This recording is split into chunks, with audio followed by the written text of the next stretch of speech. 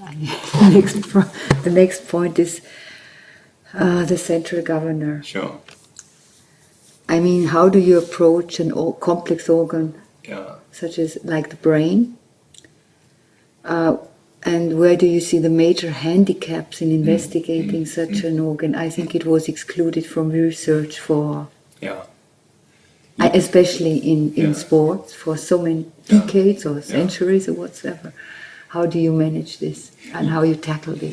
Let me just explain also why we got interested. Because when we started the sports science course at the University of Cape Town in 1981, it was exactly the same year that the other event happened. We had very little equipment. We had the most archaic, basic equipment.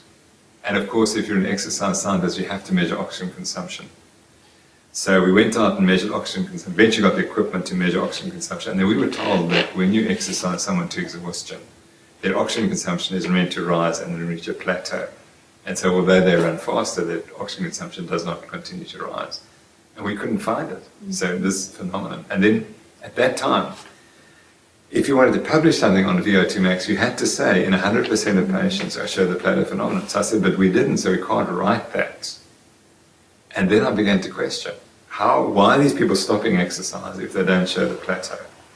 And the question then became, well, it can't be due to oxygen failure because they're still consuming more oxygen. So then eventually, I understood how the brain worked, but it took till 1997, 1998, till I suddenly realized how the brain was in control. Mm-hmm. And then I realized that it was muscle recruitment, because at that time, I trained with Professor Opie, and I understood when the heart contracts, the contractility can be regulated by different chemical processes. But of course, there's 100% recruitment every time. And I didn't understand, neither did any exercise physiologist who was writing at that time, that you don't get 100% recruitment in your skeletal muscles during exercise. The assumption was that when you're exhausted, you're recruiting 100%. And so when we started studying it, that was the first question we looked at. And we found that there's never 100% muscle recruitment, so then that proves the brain's in charge. And people have struggled to get that. But it's really interesting because today, when I wrote probably the most important paper was the paper that I presented the J.B. Wolf lecture in 1996, published in 97. And that was called Challenging Beliefs, Out of Africa, Always Something New. And that was the first one where I said the brain regulates performance. And of course, people were absolutely astonished that a scientist could say that, because they knew it was wrong. And people forget that at that time, no one thought the brain regulated exercise performance. And that was 96. Today, what they say is, of course we know the brain controls exercise performance, but it's not the way Noakes describes it. It's not the central governor. So the problem at the moment is that, so the next thing was that we did pacing studies, and as soon as you pace, then you see the brain's in charge. And I think we were one of the first to look at heart rates during people cycling, because the technology had just come out in the late 1990s. And we suddenly found that cyclists don't cycle at the same heart rate when they're out in competition. The heart rate's going up and down. And it was clearly showing pacing. And at the same time, we were able to buy the first bicycles for laboratory studies where you could put your own bicycle on them so that we could measure the pacing. And they were pretty rudimentary. But then they become much better today. But that allowed us to do the very first pacing studies. And they just showed that when people pace themselves, they speed up at the end, for example. And that tells you that fatigue is not what we think it is. That there's a complete discrepancy, because when you're feeling the most tired, you actually perform your best. So that was the paradox. And then we started to explain that. And then we came up with a theory that fatigue is purely an emotion, which your brain uses to regulate your performance. So that was easy to show. So the pacing was easy to show.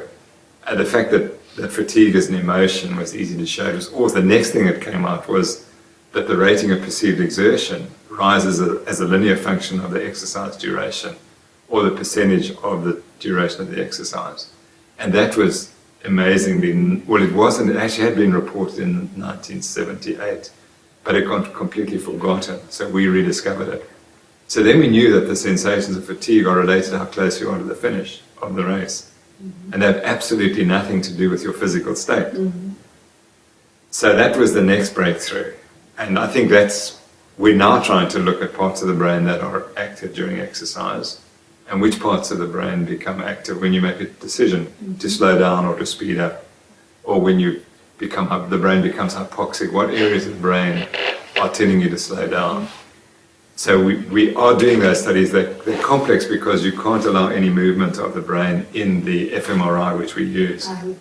And in fact, we have our first draft of our first paper where we have some athletes where we managed to get the brain to be absolutely stable during the exercise. And so we do have some preliminary data on areas of the brain that become active. The central government is discussed a lot, and I don't know how it is. Is it now generally accepted, or is it more neglected, or how do you feel about it now? Yeah, absolutely. It's much more accepted. Yeah. The first time I used the central government name was, I think, 1998. And then people just laughed at it. They literally did. They said, you've lost your mind. That if you look at the old textbooks of exercise physiology in the early 1900s, motor control was the first chapter. And everyone studied motor control because we didn't know anything about the cardiovascular system. But then what happened was Mount Everest came along. And all of a sudden, if you wanted to be a great exercise physiologist, you had to study cardiovascular function or respiratory function. And these were the first people to catheterize the heart. So in the 1960s, you had these people who were measuring cardiac output. And so they became the dominant force. And they were very powerful. So that particularly the American Physiological Society became dominated by cardiovascular and respiratory physiologists. And they were driving their agenda, which was that the heart and the lungs control exercise performance. And their careers depended on it because the funding from the NIH was coming for them. It's similar to the Human Genome Project, all the money went. Exactly. And what happened is the neuroscientists withdrew from the exercise sciences. So a lot of people were continuing to do research, but they just withdrew. And so if you went to the major meetings on exercise science in America or Europe, it was dominated by the cardiovascular physiologists. And the neuroscientists just didn't appear. They continued. And what the central government model has managed to do is to bring back the neuroscientists back into exercise science and exercise physiology. And so those people, they said, well, of course, we always knew, and we've been studying it for 40 years, so what are you telling us? So there was no problem with them, but the exercise scientists, some of them have changed from respiratory and cardiovascular physiology into the brain. So they've made that adaptation as well, and they now will drive it in the future.